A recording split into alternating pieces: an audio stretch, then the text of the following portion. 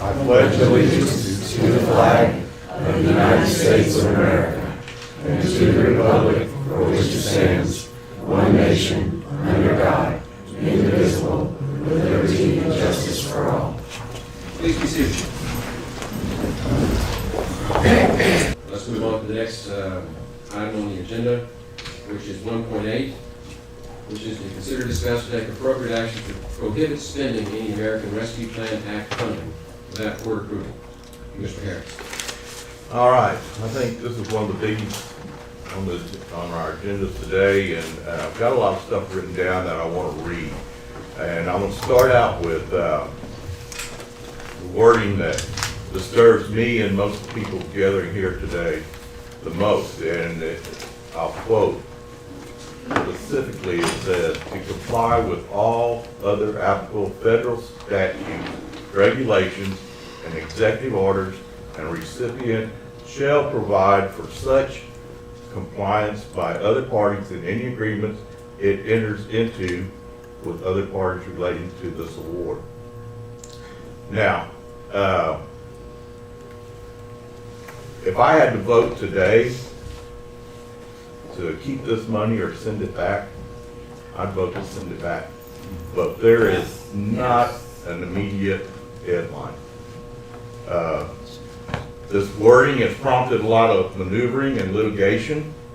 As most of y'all know, I oppose any sort of mandates, whether it be masks, vaccines, whatever. Over the last couple of weeks, I've had a lot of sleepless nights thinking about this stuff. And, you know, I had a pre-scheduled vacation, a mini vacation. I missed out Commissioner's Court when this stuff was discussed before. So a lot of y'all, it's the first time y'all are hearing from me. I've answered lots of emails, phone calls, and what have you, and stated my position. I reached out to several elected officials, and here are some of their opinions. The first one's Chip Roy, and his office wanted to make it clear that this is a policy position, not a legal position. But I'll read you what they said. Biden's vaccine mandate does not apply to the recipients of ARPA grant funds for the same reason it does not apply to anyone. It is unlawful and unconstitutional. A recipient of the grant funds is not a federal contractor under any definition of the term, but if the Biden administration attempts another unlawful executive order, like his unlawful eviction moratorium and his unlawful vaccine mandate, or if he tries to extend the existing mandate to recipients of ARPA funds, counties and localities should simply not comply, and the court should strike it down immediately. Andy Murr, and I'm paraphrasing his, because of the litigation, stand back and watch. Possibly put funds in a jumbo CD, and I'm just paraphrasing. Kyle Biederman, I know I reached across the fence, he's not in our district, but I enjoyed visiting with Kyle. Kyle, and this is a direct quote, I believe in waiting to spend immediately is smart. Let the smoke clear and then make a decision. Therefore, I move that we prohibit spending of any American Rescue Plan Act funding without court approval. Okay, we've got a motion and a second to not spend any of the ARPA funds without further action from this board in public, right? This public meeting.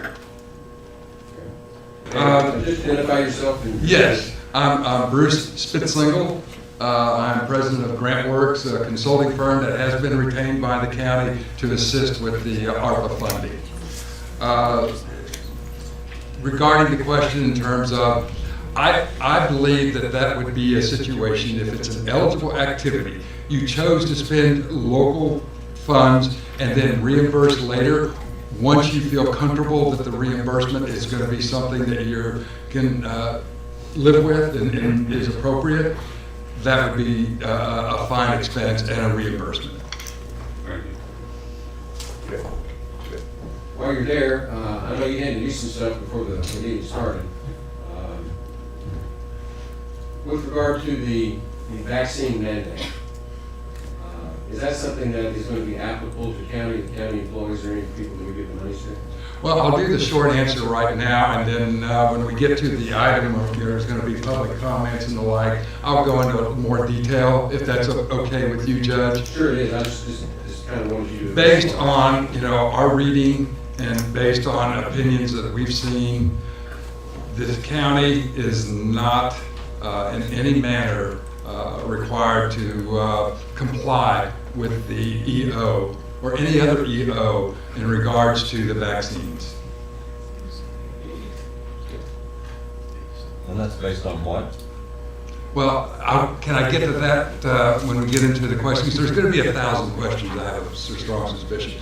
It is based on information that comes from OSHA, and so that's what we'll be looking at is the OSHA information and looking at the various documents that support what I'm stating. But I do believe it's pretty definitive. OSHA's in a court case right now. We don't know. That is dealing not with cities and counties, and particularly not dealing with the state of Texas. That is dealing with employers of 100 or more employees. True. That's me. Right now, I have to comply. Once it comes up to whatever that date is, January 4th or whatever, my company would have to comply, unless there's a court order that changes that. But it does not affect cities, counties, or the state of Texas as far as their employment. And that's because we don't participate in that aspect of OSHA. That is correct, because you're not a part of an OSHA, a state OSHA plan. And like I said, I'll point all that out, Commissioner. I'm not trying to hide it. I just feel like it would be more appropriate when... I want to make sure that we're not mixing apples and oranges. That's why. We're not mixing apples and oranges That's in going to this be really particular case. important when this next item comes up. Like I said, I want to make it, perfectly clear that my firm has been hired by the county, but that's not having anything to do with how this opinion of my statements are coming forth right now. It's based on information that is available from OSHA, and it's pretty darn clear, including the emergency statement that has, or standard that has come out from OSHA. It's very clear in there as well. And OSHA is not charged with public health, it's charged with safety. OSHA is not charged, does not have the capability of telling Texas, as far as local officials, cities and counties in the state, that they have to get the vaccine. OSHA does not have that authority. OSHA is what they're trying to use today. I'm sorry? CDC is what they use for the moratorium on your rent. OSHA is what they're trying to use today on a vaccine mandate. That is correct. So who knows what they'll use tomorrow. So I appreciate what you're saying, and I appreciate you trying to console us a little bit, but hold on. Okay. That doesn't mean they won't come up with something else tomorrow, and we've got an open-ended contract here. And so there's the problem. So I appreciate that you looked into it and you studied it, but we're trying to nail Jello to the wall. We're trying to figure out what these guys are going to do next. Commissioner, my thoughts on that is if they could have, they would have. Well, And I don't think that they have the they never authority sleep. to do that. Rust never sleeps. Yeah. These Well, guys are always looking for some way to get something out of it. I understand, but I don't particularly agree. That's fine. That's America. Thank you. Okay, any other discussion about not accepting funds? Are you on this? On this? Are we calling number 1.9? No, we're on 1.8. So we've got a motion and a second. So is there any more discussion on the motion? And the motion is to prohibit sending any American Rescue Plan Act funding without court approval. Right.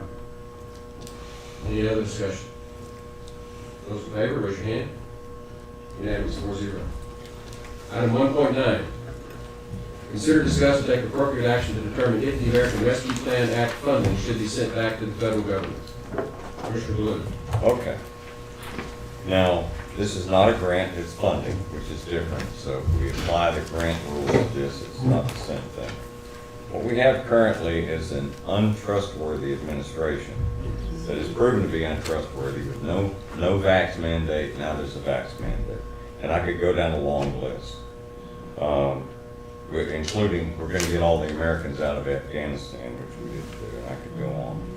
So they've proven to be untrustworthy. We have a contract here that's open-ended, that could have future demands that would come to bear on people of Kerr County. Kerr County taxpayers could be on the hook to have to pay that back or to endure a mandate.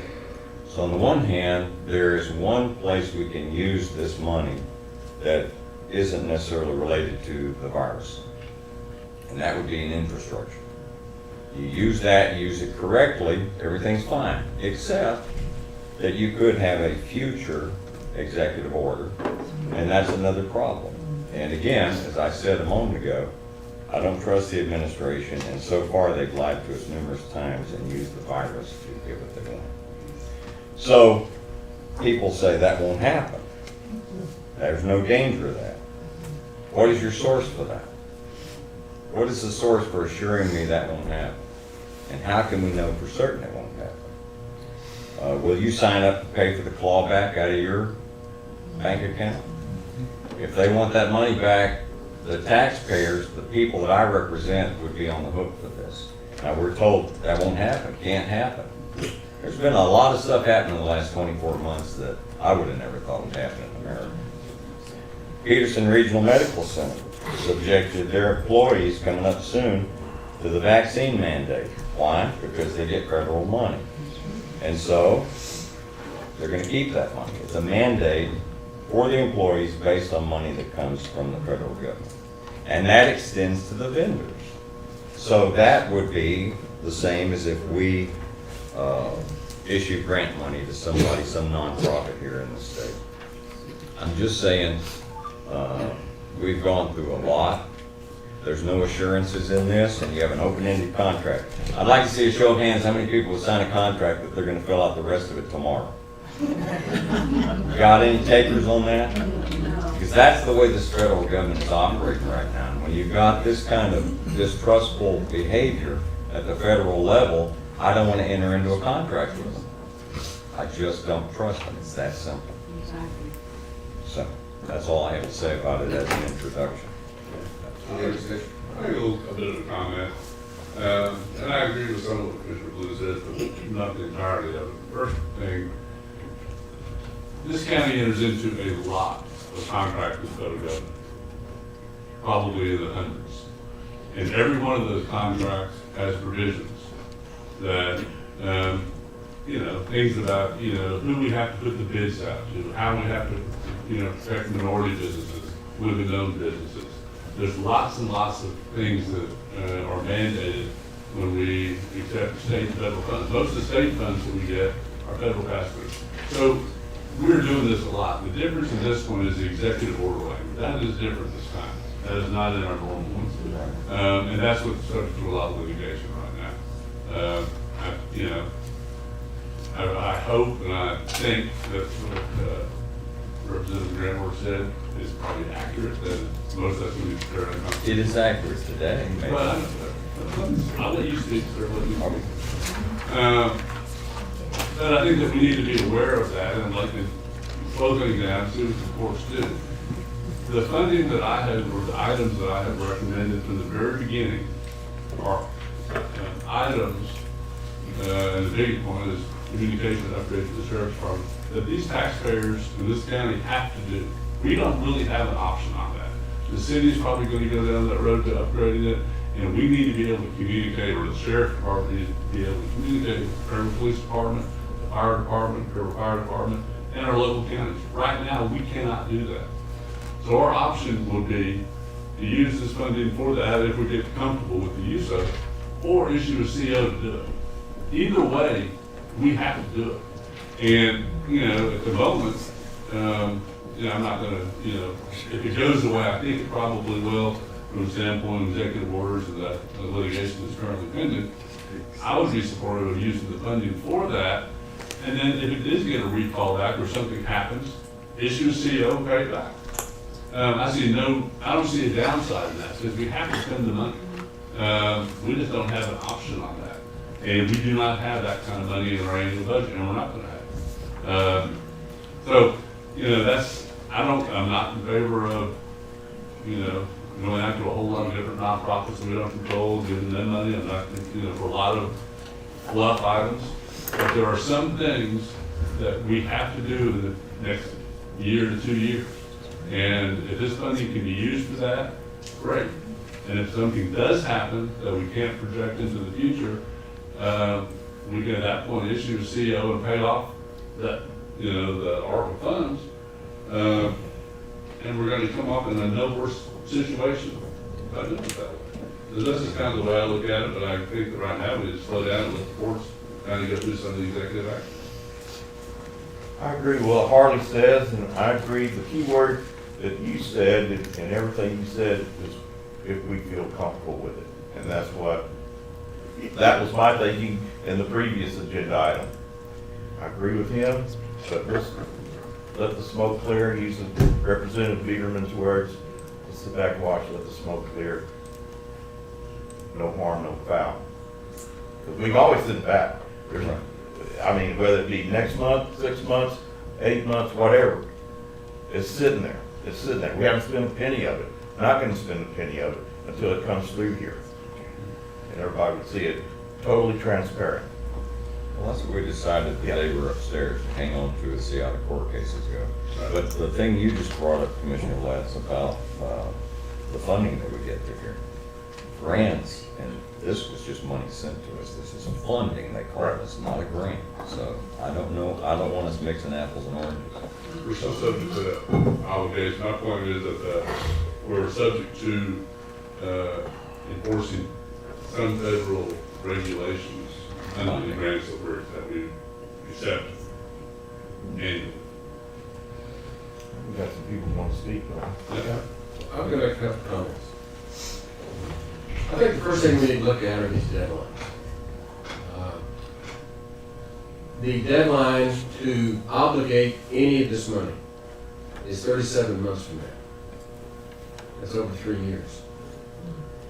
And I think you've seen this court is committed to not spending this funds until we're comfortable and sure that we're going to be okay with it. And that's why we hired GrantWorks.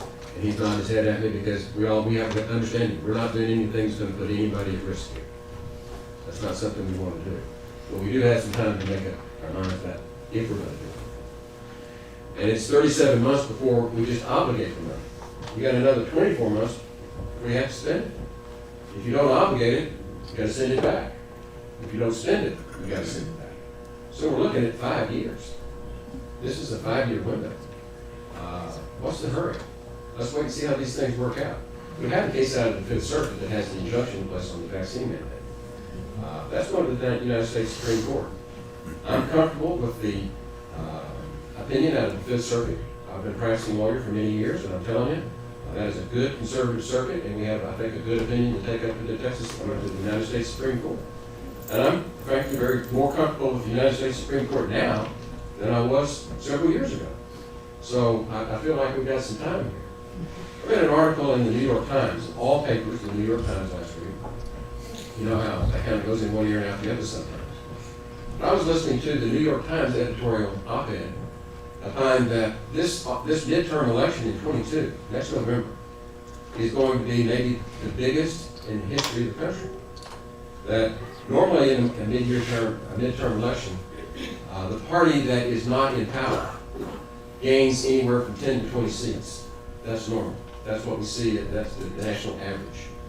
They're expecting that in 22, it may be as many as 40 to 45 seats. That's in the House. That would take control of the House. Conservative control of the House. And they're predicting the same thing in the Senate. So in other words, by this time next year, just less than 12 months away, we're going to know whether or not there's any check and balance in Washington, and it's not just government out of control. I understand what people's concerns are. But we've got some time to look at this and hopefully make a difference at the polls, in the ballot box. That's what makes the difference here. So I just point that out as that I'm not in a hurry to send the money back. And I tie that to the fact that we've got half of the money right now. We're going to get the other half of the money next summer. We've got $5.1 million, let's just say $5 billion, that we've had on deposit since mid-May. And we're getting interest off of that. And I've asked whether or not We can keep that interest, or do we have to send the interest back if we send the funds back? And that's not clear. I've worked with Grant Works on it. They're looking into that. That's something that we want them to follow up and be able to advise us. But when we get that next $5 million next summer, we're gonna have $10 million sitting there for a number of years that's not being spent. That's a lot of money. That's over $1 million probably to Kerr County. I'm not ready to give that away. Why send it to Washington? We'll keep it right here under this court's control, that we're not gonna do anything with that money that this court doesn't approve. So I'm saying, let's take the interest on it. And then the last thing I'd say is what Commissioner Letts is talking about. He and I both sit on the Capital Improvement Planning Committee, which reports to this court, and all pretty much up to speed with what we're doing. But we have a bond issue coming up this next November. We have a lot of capital needs in this county. I mean, this courthouse is almost 100 years old, for those of you who don't know it. And we're trying to get more security and better locks and reduce the emphasis into it, make it safer for everybody to work here. We've got the sheriff's office is working with the old model of law enforcement communications. Our system is in better shape, I'm told, by the sheriff than the cities, but the cities is in pretty rough shape. I think they've got, what, just one line maybe they can use? And so they're looking to use their ARPA funds to upgrade the city communications, law enforcement, KPD and fire department, to 700 megahertz. Well, when they do that, when the city does that, if we don't have communications with the city for emergency services, and nor do our volunteer fire departments. That's a huge public safety issue, huge in my mind. And they came in here just within the last month and made a pitch to us that it's going to cost somewhere in the neighborhood, we can say 3 to 5, but it's going to be millions of dollars that we do not have in our budget. And from everything that we've heard so far, we got our gatekeeper here looking at this, that would probably qualify for use of ARPA funds, and it goes to the county. And we've got other capital projects that we can look at. One of the things that we've already talked to Grant Works about is the Hill Country Youth Event Center and that indoor arena. For those of you that don't know, the indoor arena is unhealthy and it's hazardous. And we've got dirt in there that's been there for over 50 years. And it's contaminated. And we need to get it out, and we need to have a concrete floor. We need to rewire it. We need to make it safe. It's unsafe. You'll see it when you go to the stock show in January. You'll see how unsafe it really is. That is the emergency evacuation center for the county, for the school district, for the city. It's the evacuation center for San Patricio County in a hurricane. We had them all up here before when we had Hurricane Harvey. We need to make that place safe. These are capital expenditures that we're going to spend. And we're either going to spend it with raising the tax rate or possibly using this if we can get comfortable that it's safe to spend the money for these important upgrades. And so I look at it as, now's not the time to panic. Now's not the time to turn and run. Now's the time to stand your ground. Now's the time to dig in. And let's see this thing through. Let's see it to the end. We may have a change in the Congress. We may have a change in administrations. We don't have to make a decision about this money until after the presidential election of 2024. We can wait for November. We don't have to make a decision until December 31 of 2024. And I say, let's stand our ground and hold this money and stand firm. That's where I stand. Concerning your timeline, Sheriff, will any new towers have to be built in order for you to have the communication system you have to have? No, we're good. I'd say we're good for about a year or two. The only thing, if the city goes that direction, which, you know, that's a good direction to go in, that's going to put us in a unsafe position. Well, I'm asking, will any towers have to be built for this communication? No. We're going to use all existing towers. Correct. Barring, you know, like happened in Junction, you know, snowstorm, something like that, not going down. We're good other than barring the weather, which I can't control. The reason I ask is because of this. You have to do EPA impact studies. You have to wait until the gold cheek warbler stops mating. You have to make sure you have the availability of the steel for the towers. It takes a long time to get a tower built, a long time. Yes. So the timeline you just expressed could run out trying to get a couple of towers built if it's not all timed exactly right. And I'd be okay with that. If that happened, there's other places we can go with that money, if we decide to spend it. I So, get that. maybe we lose out on that deal, and we have to budget for it in the future. The county has plenty of needs. I'm just addressing. Yeah, the I contract. understand, and that's a good point. And I called the sheriff last week, and I said I met with the sheriff and with the Deputy Walter over here, Captain Walter, I'm sorry. Concerned about that very issue. And one of the things we looked at is, I talked to him about what we did with the CIP. When the CIP was concerned about how are we going to build a new animal shelter if we don't have a place to build it? How are we going to build a West Kerr County annex if we don't have a place to build it? And we used what we call tax anticipation notes, and I went over this with the Sheriff's Department. We can borrow that money for short terms. It's not a CO, it's not a bond, but it's a short term, to get us through that time squeeze if we get caught. If we have to build a tower, we talked about, we can borrow the money to build a tower, not touch the ARP funds until we know that it's safe. So we've got a plan. Good. That satisfies what I wanted to know. Yeah. This That's a good point. I've had to build towers, it's not fun. You would know. No. I think I can read these names if they're outside. The first one I think is Marcia King. She likes to dress our work. Oh, she's there. She's in here, sir. Yeah, right here. First on the list, got here early, get a good seat. Marcia King, native Texan, Kerr resident since 1991. I want to focus on the contract that was signed by the county for the funds under the American Rescue Plan Act last May. It's the devil's in the details.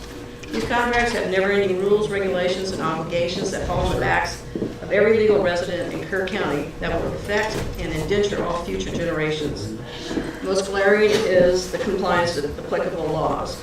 Under 9.A of this, it says recipient agrees to comply with the requirements of Section 603 of the Act, regulations adopted by Treasury pursuant to Section 603F of the Act, and guidance issued by Treasury regarding the foregoing. Recipient also agrees to comply with all other applicable federal statutes, regulations, and executive orders, and recipient shall provide for such compliance by other parties in any agreements it enters in with relating to this award. In a letter from Ken Paxton on October 15, 2021, he wrote, separately, Biden recently issued a federal executive order directing federal departments and agencies to begin including a clause in federal contract and contract-like instruments specifying that contractors must comply with workplace safety protocols that would apply to all covered contractor employees, including contractor or subcontractor employees. These protocols will now include a requirement that covered employees receive a COVID-19 vaccination. Thus, Biden's order potentially conditions the continuation of federal funding on your agency's cooperation in compelling your employees to receive a COVID-19 vaccination. Texas Attorney Mallory Miller opined this. Built into this plan, for example, is the potential for a federal demand of city governments contracted to these recovery funds which serve their electric and water systems to require all municipal utility customers to be vaccinated in order to continue receiving city utilities that were benefited from the fund awards. This comes from Texas Right to Know. And everyone, please go to the site. Recipients of these funds are under obligation of contract with the U.S. Department of Treasury. In Article 1, Section 10 of the U.S. Constitution says, no state shall pass any law impairing the obligation of contracts. By signing this contract, you agree to the terms and conditions by consent of contract to comply with federal executive orders. So Governor Abbott's vaccine mandate will be overridden as his contract supersedes any state laws. Of course, he sold out Texas with SB 8 on November 8, 2021. Therefore, these coronavirus funds may very well be a setup for a domestic coup to transfer power from states, cities, businesses, and individuals to become subservient to executive orders by consent of contract. This slides us from socialism, Marxism, and straight into communism, all by design. Accepting and using any of these funds puts us all under the boot of federal tyranny.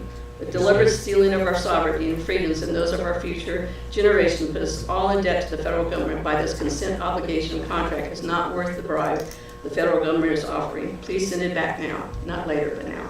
Thank you. Let me just ask, it is a little bit after 10. Do we want to take a break? Or we just keep going? Okay. Give it a break, maybe 10, 20, 10, 30, something like that. Okay. And the second on the list is Richard King.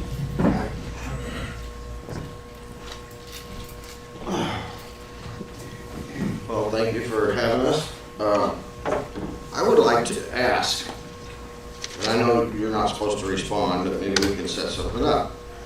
Let me get my glasses, I'm sorry. Of course, these aren't mine, I left mine at home, I have to wear my wife's, so if I look funny, I'm sorry.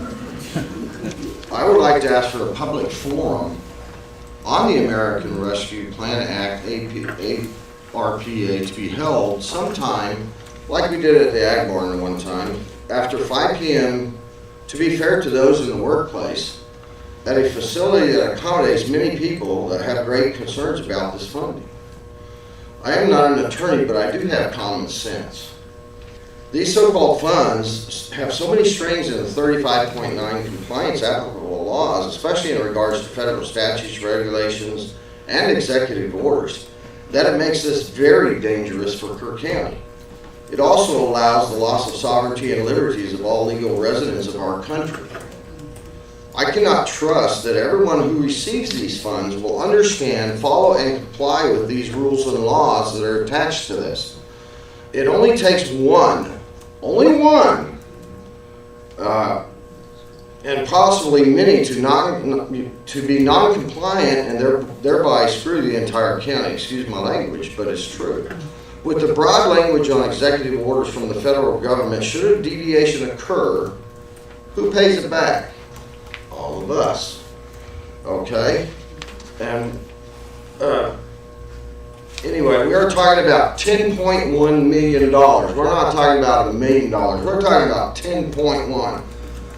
Now, I don't know about you, but I don't think we have a paycheck in this entire county that could cover that, especially since you say we don't have enough to cover everything under the current budget. I've been a resident here of Kerr County for 30 years, and I'm standing with others here to tell you to send the money back. Leaving it in a bank account, hoping that the Supreme Court rules in a way that will make this more palatable, is crazy. First of all, I'm sorry, but I don't trust the Supreme Court at this point. Accepting the ARPA money, yeah, I'm getting lost now. Accepting the ARPA money and putting our county under existing and future executive orders would federalize us and make us all slaves. I served in the Air Force, and I know all too well the words, we're from the government and we're here to help. Okay? That doesn't always work out. This ARPA money is the most dangerous thing and possibly ever in the history of America and could destroy our beautiful country. Now that the rumors have been dispelled in regards to the existing and future executive orders applied to 35.9 compliance with applicable laws for those who apply for this money, it is most important that we do not fall into their trap. I want to say that because at one of the past meetings, I read those compliance rules to you all.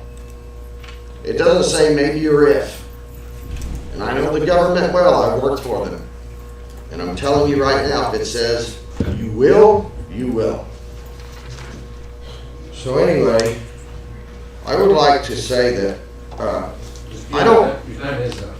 I'm sorry, I only have just a few more seconds if that's okay, because I want to read something that Biden wrote to the American people. This comes from the White House. And I would like to read this since I didn't get to do the rest. But it does say on March 11th, 2021, this is Biden. I signed into law the American Rescue Plan, a law that will help vaccinate America. Okay, and then down below at the bottom, I won't read it all because I know I don't have time. We are the path to the vaccinating of the nation. And if you don't believe they'll do it, if you don't use this money properly, I differ with you. Thank you. Thank you. Let's go ahead and call the next three speakers, and we'll take a break after them. That's Rita Casey, Sherry Snyder, and Brian McDowell. Ms. Casey would be first. We don't need an EO from the federal government because if you read Governor Ducey of Arizona, he just issued an EO that requires everyone in Arizona to report information to the CDC and the HHS. And I suggest you look that up. I don't have time. to tell you what it says. As far as recapture, a performance bond is a good idea for private agencies, but what about public funds that have to be refunded? That's a question. And number two, with the help of GrantWorks, you get advice, just like you do from an attorney, and they have a liability insurance policy to cover any information. Oh, and one more thing. When you talk about infrastructure and arenas, I thought it specifically said water, sewage, and broadband. That's it, I think. Okay, thank you, Ms. Casey. Ms. Snyder?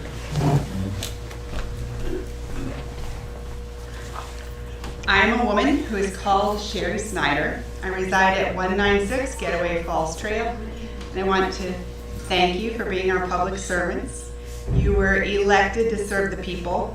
We do not want more of Biden's mandates attached to keeping Biden's money. If I had stood here 2 years ago and told you that you'd have mandatory lockdowns, multiple violations of our freedoms and constitutional rights, that many small businesses in this town would not survive, I doubt anyone would have believed me. But I am here to put each man on notice. The man called Rob Kelly, the man called Harvey Blue, Don Harris, Beck Gibson, and Jonathan Letts, that if you vote to keep Biden's money, I will hold you personally responsible and personally liable for any and all harm that comes to I, a woman called Sherry Snyder, and the family of I, as well as the residents of this county. Please know, all of your personal assets will be at risk for the claims I will file if necessary. The harm that could follow by keeping this money could easily accumulate to millions, far more than the interest you are hoping to keep from Biden's $10.1 million. I agree with Richard King, we need a public forum, a town hall meeting held at a large facility like the Ag Barn, held after 5 p.m. like he suggested for the working men and women. This potential claim has no time limits, and as a man or woman, you do not have to hold any current office or title to be personally liable. In closing, I will not hold you liable if you vote to send Biden's money, ARPA, back. Thank you, Ms. Snyder. And Mr. McDowell? Brian McDowell. Casey, who's outside? Mr. McDowell?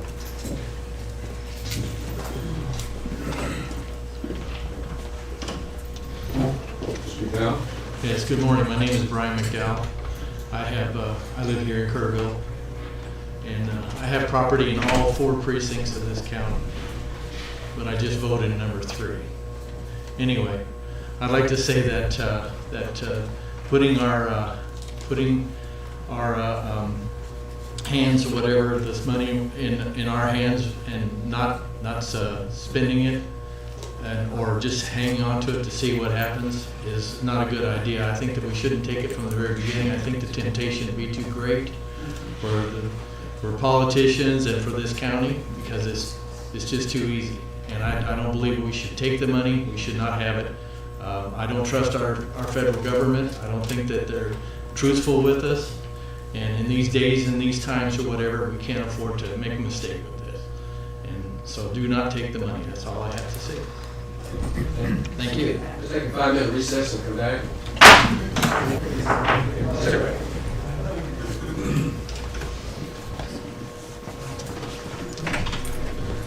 Good morning. My name is Ronald Campbell. I live at 1406 Ford Street here in Kerrville. I'm a resident taxpayer here in Kerr County. Been a lot of discussion about this ARP money and strings attached and potential mandates and executive orders that's going to take over what we're going to do. I am completely in disagreement with taking this money. The strings attached to this situation, we don't want it. We don't need to have these mandates and definitely this COVID vaccination to be jammed down our throat. So lo and behold, I just don't go along with it. And I ask for every one of you to vote against keeping this money and secure our future. Thank you. Next is Bethany Puccio. No, you did good. The first time? First time, you got it right the first time. It's like in school when you correct it, you got it right the first time. Good morning, my name is Bethany Puccio. I live right here in Kerrville, right in the city. I lead the local government group for We the People, Liberty in Action. This court has already heard from many residents here in Kerr County why we want these funds sent back. Many of the people who have spoken or who are yet to speak understand the specific problems with this free money better than I do, and honestly better than probably most of the court. I won't go into all of these details here as they've already been laid out by so many others. I think the bottom line here is that we don't want this Biden money in our county. There's no such thing as free money ever.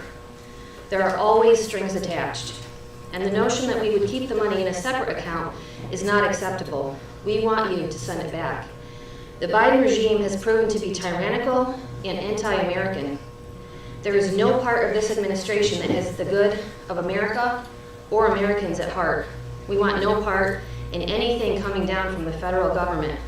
This is Texas, and Texans can take care of Texas. The Biden administration has already disregarded a court order by the Fifth Circuit regarding the vaccine mandates. Even after a second and clear ruling against them, they are still giving instructions to disregard court orders. The only guarantee we have of keeping Biden in D.C. and keeping Kerr County free of his overreach is by refusing the funds. We don't want them. Should you go against the will of the people on this and keep the funds in a separate account to be used later if the court cases are won, who holds this court and future courts accountable to that? Point to the policy or safeguard that secures that outcome for us. More than half of this court is up for re-election. How can you guarantee that someone else will not be in your seat that will not honor this agreement? If this body is not willing to reject the money in the first place, why would we believe you would fight for us against tyrannical mandates? The only way we know that this money isn't going to be spent is if it isn't there to spend. We do not want or need to raise the bar of spending here in Kerr County. Most everyone that I know feels that the tax burden here is already too high. And if we take these funds, even if there were no strings attached, it sets a precedent for higher spending, and that is not healthy for this county or its residents. We are looking for smaller government, not bigger.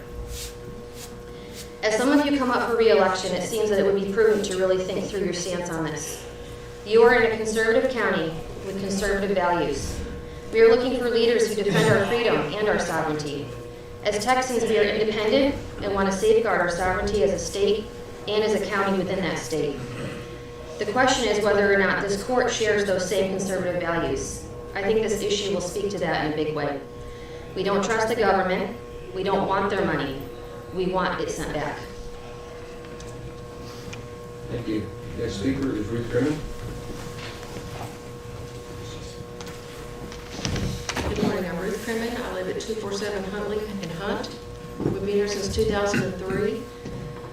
This ARPA money, I think, is supposed to soothe our feelings or make us think the government cares about us after the pandemic, and we're not going to be soothed. People who weren't allowed to hold their dying wife's hand while she died of cancer in the hospital, couldn't go to have their daughter's wedding, couldn't be together, maybe they did have COVID and died. All these things were horrible, and you can't fix it with throwing some money at us. And you know that we're going to build that building, that public safety building. We have had fundraisers here that have made so much money. The Hill Country thrift store made $50,000 in 1 month. There's money in Kerrville. And if you tell the people you need it and it's for a good cause, they'll dig in their pockets and they'll buy something for you. They'll pay for it for you. And as a little example, let me suggest this. You open your mail and you get a golden credit card from Chase Manhattan. It's $5 million and it's prepaid. Spend it. Page 2 says, when you've spent this money, we will send you the fine print. Love, Satan. like that. Jack River.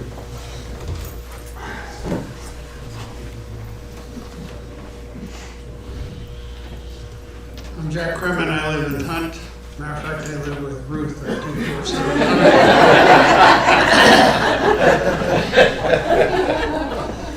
I spent 33 years in the military, and I know what things can change. It did from some of the different places and tours that I had. The thing that really bothered me was Biden said we will not leave anybody in Afghanistan, and we still have people in Afghanistan. They lie, it's easy to lie, you get lawyers, they say fine print, all that kind of stuff. That's what's gonna happen here. They're gonna eventually come back with some lawyers. They're gonna come out with another plan, another legal thing from Biden, and he's gonna say you gotta pay it. Everybody's gonna have to get a shot. I'm not gonna get a shot. So I think you need to send the money back before the temptation is too great. Thanks. Thank you. Rich Paces. Thank you. I'm Rich Paces from Centerpoint.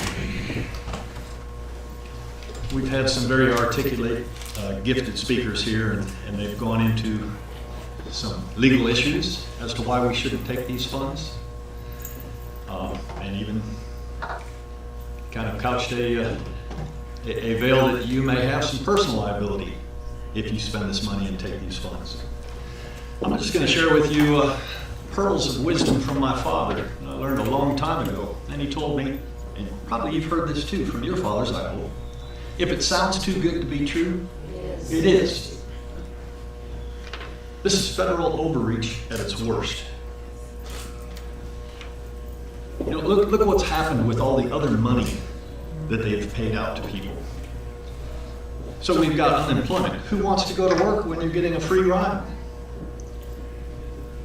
When our Lord wants and intends us all to work if we're capable. Charity is a great thing, but if you're able to work, you ought to be working. Now, we don't need these funds here. We've done just fine. And we'll get by without them.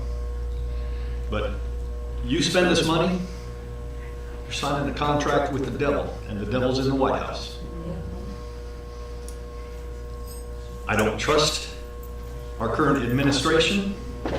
I'm not sure I trust our Supreme Court anymore. And whether it'll get to them, and who knows how they're going to rule on this. So you have the opportunity to send a loud message. Just send it back. We don't need it. We can't take the risk that by accepting these funds and spending the money, we'll find we're out of compliance. Suddenly, you've got to pay it back, plus interest, plus who knows, penalties. They can write whatever new administrative rule they want, new regulation, executive order. Who knows? And that's the point. We don't know. We do know that they've lied about everything since January 21st. And of course, they lied about everything before the elections, but I won't get into all that. It's very tempting when somebody gives us something for free. It's very tempting to turn it down. But yes, it sounds good, but don't do it. It's not true. We're getting ourselves into a real bind if we keep these monies. So, thank you for your attention. Thank you. Frank Ricketts.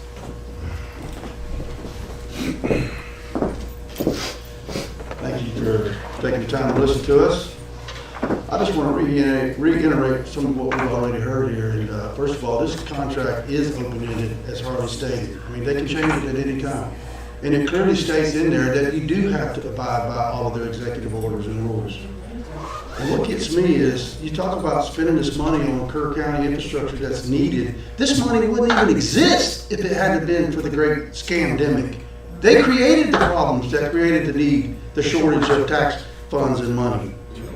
And you talk about 2022 and 2021, this might happen. I don't trust anything, including our elections, our Supreme Court. I mean, I know a lot of people my age are having a hard time admitting that this is happening in America in our lifetime. But these people are communists. They hate America. They're teaching it in our schools. They're invading the border as we speak. I don't think we should take any money from the federal government because they can't be trusted. And I know Kerr County is a bastion for traditional values, conservatives, and has been for a long time. And that's one of the reasons I live here. And I don't want to see that kind of tyranny come to this county. Thank you very much. Thank you.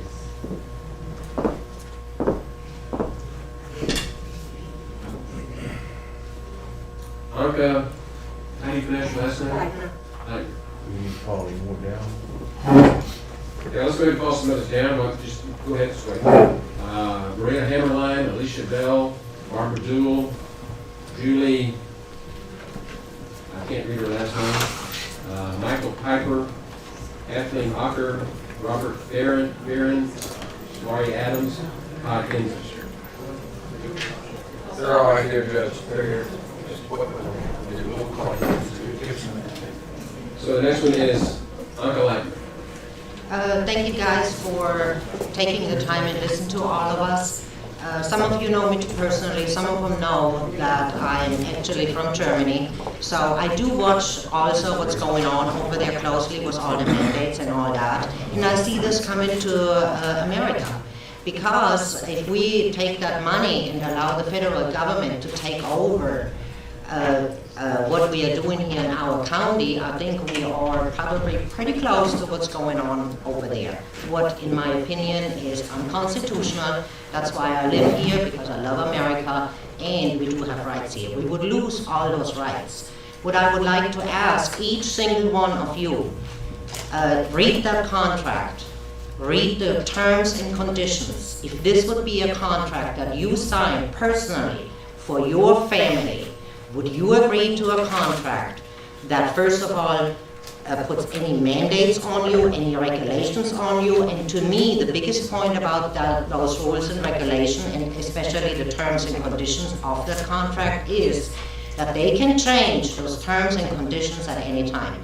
I'm no lawyer, but I can read. And for me, that is enough that I read that the other party can cancel terms and conditions and updates them as they need it. So therefore, I would like to ask you, read the terms and conditions, please think about it and send that money back. We don't need it here, and we sure don't want it here. We are fully capable of taking care of ourselves. Thank you for your time. Thank you, Ms. White. Maria Hammerline.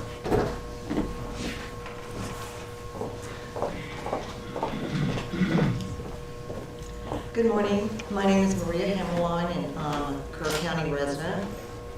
I just wanted to relate to you my experience as just a mom that was always involved. When I lived in Austin, I would always keep abreast of the issues, so I'd make my way down to the legislature, okay? They're filing bills that pertain to me, my family, you know, and our business, schools, etc. So I'm going to be involved. Well, the number one thing that was literally radioactive to all the legislators was a bill that had unfunded mandates. Okay, nobody wants any kind of regulations, laws, anything to do with it.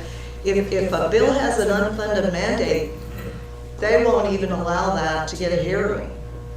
Okay, but what that unfunded mandate is, basically exactly what we're seeing today. It's a murky future for that, anything that you're trying to do as far as laws. We don't know what will happen in the future. Take, for instance, last year, our borders were secure. Fairly secure. I've been keeping an eye on that for the last 20 years. Well, did we have any idea that today would be in the situation after a Supreme Court decision that man in the White House would have to keep those people coming across on the other side of the border. Well, let me tell you what, it's an unfunded mandate if I've ever seen one, and I've been seeing them for 20 years. So I urge you, we're not broke in this county.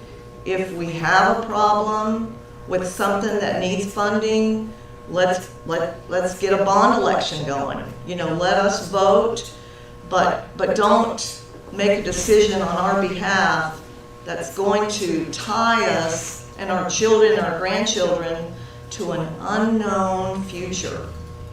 We can't do that. That's you know, look at what the founders said. Look at what the, you know, those that came to Texas to settle, how they ran, you know, the Republic of Texas, and I can pretty much guarantee they would not have taken the money.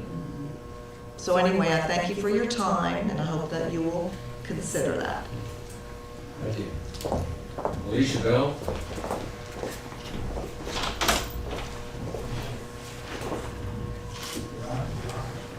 Give her. Okay. Barbara Dool.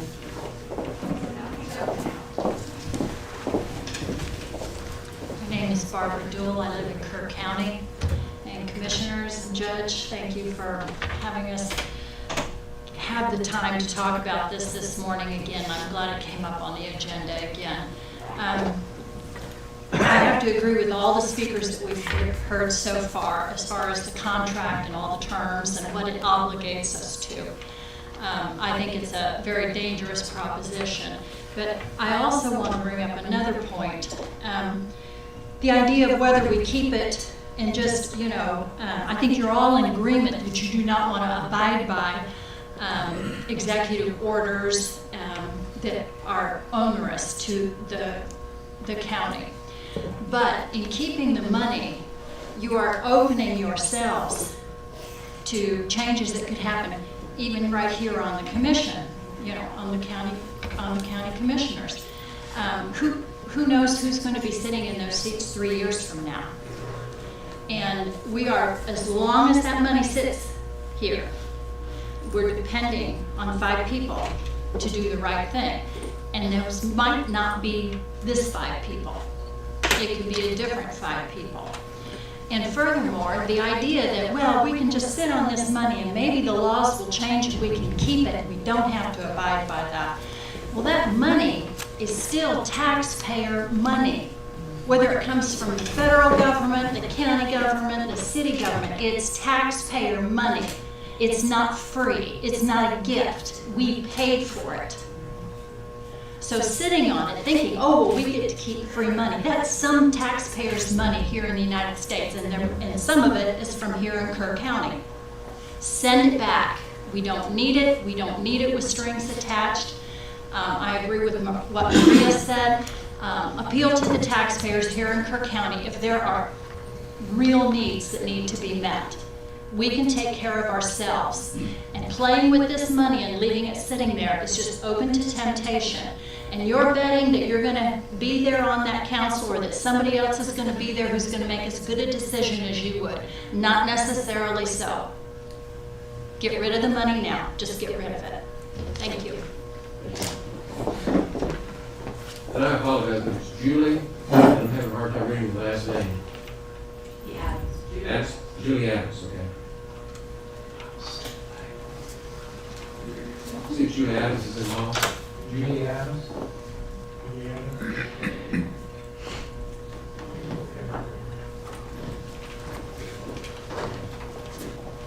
Ms. Adams, go to the podium, please. Ms. Adams, podium. My name is Julie Adams. Can you speak a little louder? Yes, my name is Julie Adams. I live in Kerr County. The American Rescue Plan is a Trojan horse. It's offering our own hard-earned tax money back to the counties we live in as an inducement for compliance to mandates for vaccines, but potentially not limited to just the vaccines. I don't see any specified dates framing this contract in Section 9, Part A. This could be interpreted to mean that any regulations or orders that may be forthcoming during the terms of this agreement would also be mandatory. We have very broad language in this contract, and I quote, "Recipient also agrees to comply with all other applicable federal statutes, regulations, and executive orders." This might include mandates around gun control, property rights, energy usage, environmental restrictions, i.e. the Green New Deal, housing of illegal immigrants, what we teach our children in schools, and I could go on. Just take a hard look at the current administration offering this plan. These are just a few of the arenas where federal overreach is likely to catastrophically affect the residents in a county where these funds are accepted. At the end of this contract, audits will be done, and if non-compliance to its draconian terms are found, the funds must be returned, likely with interest. Debt has always been used as an instrument to subjugate the borrowers and extract value from them. Look at any country indebted to the World Bank. Any elected official in the county takes an oath to uphold the Texas Constitution, which enshrines the God-given rights that we individuals are born with. Any official who signs off on a contractual agreement that takes away those rights is abrogating his or her oath of office and sworn responsibility to the people who elected them. I will commit to lend my efforts with those of any others who are interested, if it comes to this, to collect signatures on affidavits, which would hold any county official signing off on these funds personally liable for any damages for abandoning their oath according to the Bill of Rights and the Texas and U.S. Constitution. Send this Judas money back. This plan is not a rescue plan. It is a procurement plan. Thank you. Bella, Mr. Kenny, did you want to speak? No. Okay. Michael Piper.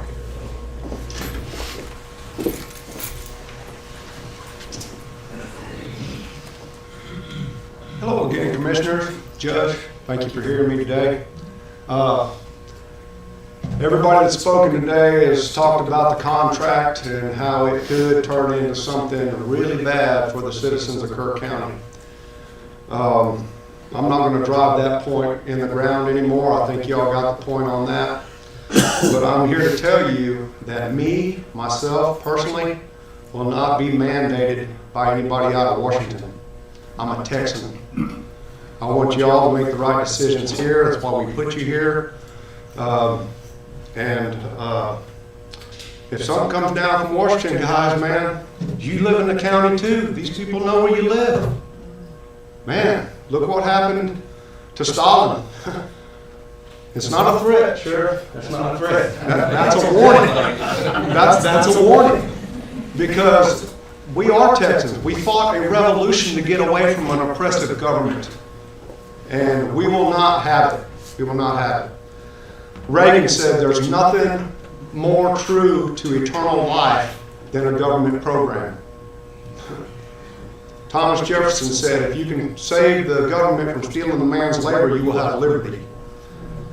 Benjamin Franklin said himself that if you want security, or if you give up your security and your liberty, or if you give up your liberty for security, you will end up with neither.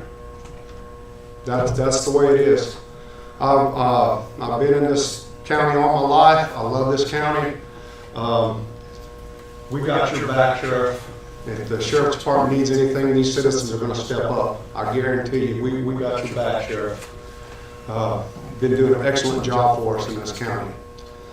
I think that's about all I got to say. Y'all probably tired of hearing from me, but I appreciate what y'all have done for us and what you're going to do for us, because I have faith in you guys to make the right decisions. I really do. Thank God. Kathleen Oker.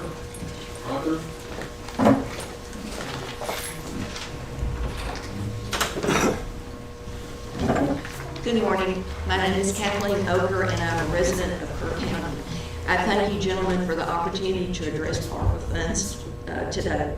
I strongly urge you to return this money now. This money is not free, and all federal money comes with strings attached. Should these strings be such things as regulations, statutes, executive orders, or mandates, and they would be unacceptable, that are unacceptable for our county, we would have the opportunity to repay it. Kerr County includes an army of intelligent and competent residents and officials who are quite capable of determining what is best for our area. We do not need Washington bureaucrats making mandates for us to follow. Perhaps the most feared statement in any situation is, "I'm from the government and I'm here to help." Please vote to return this money immediately. Thank you. Thank you. Next is Robert, is it Fearon? I think it's F-E-R-O-N or Fearon, I'm not sure. Robert? That's it, Judge. Nobody else is upstairs or anything. Okay, I've got Lori Adams and Todd Kinsey. Good morning. Good morning. My husband and I escaped from Austin 5 years ago. And we live in Center Point. We're very happy. We're not happy about this ARPA money. Agreeing to the terms and conditions of this Treasury Department funding. By the way, Treasury Department directed, they're in bed with BlackRock. Does everybody know who BlackRock is? Look it up. So this is art of words, so-called relief funds. They come with massive strings.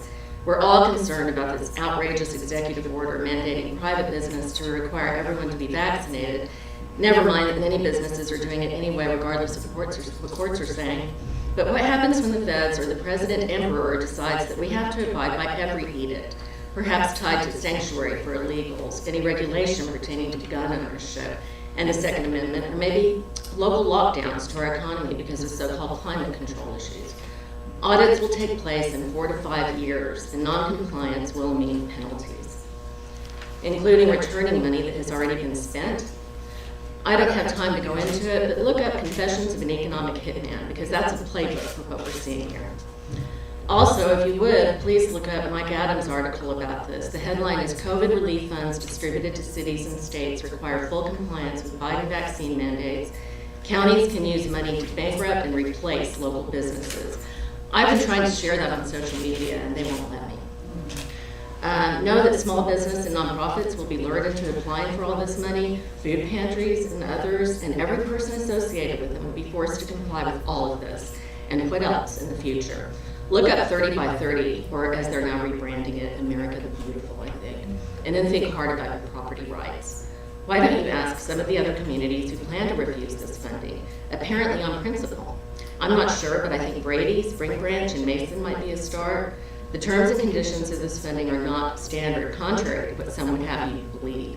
I can't and would not quote Rusty, our former sheriff, but I think he said something at some point before he retired about not taking federal grants because he might have to jail a man with female inmates because of the man claiming to identify as a woman. I went to YouTube and searched for this topic, ARPA. The propaganda is amazing. I guess people for now think money is free. Let's face it, this so-called rescue plan is bondage.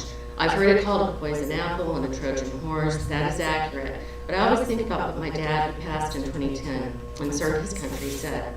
Communism is encroaching, and this country will fall without him firing a shot. Please face this decision now. Send the money back, and do not enslave the citizens of this county and their children. Todd Kinsey.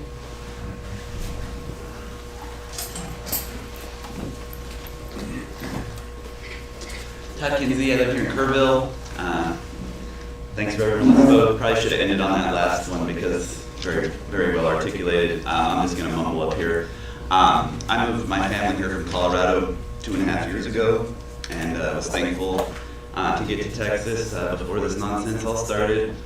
But I got to tell you, I've been disappointed at times in the amount of, I guess I expected Texas to man up a little bit more, and I've been disappointed at times And so, you know, as sitting here, I was thinking, how do I relate this to my own life? And if someone were to offer me some money that had some strings attached to it, you know, my convictions tell me to say no. And so I would just ask you all to think about it in that way. And as men of God, you know, we're called to do the right thing. And so I would just say, stand up for what's right and send this money back. Thanks. Thank you.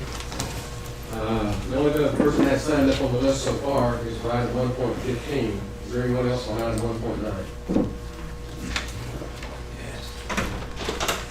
Anybody else on item 1.9? Yes, sir. Okay. Any other discussion?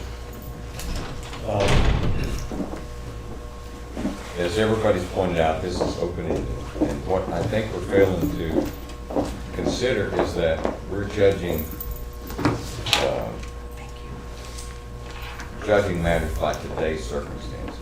A couple of people have mentioned that we don't know what tomorrow's circumstances are going to be. If you look back the last year and a half, 2 years, we would have never imagined we'd be sitting here having gone through everything we have. A mandate can pertain to anything. And we cannot just say, okay, they're gonna, what next pandemic will happen? What next thing will there be a mandate for? What virus, what other national emergency, what's called an emergency? Today, you know, they're trying to get OSHA to proceed and carry out an executive order based on an emergency. That word has been broadly defined recently. And based on that, I don't trust an open-ended contract with these guys. And the judge has said something that made a lot of sense. Commissioner Letts has, Commissioner Harris, several others. I don't think that we have a trustworthy administration, and I move to send the money back. There's a motion. Is there a second? Come on. Send it back. There being no second, motion fails. Next item on the agenda is 11 o'clock. We got work to do. See you in the next election. See you guys in the election.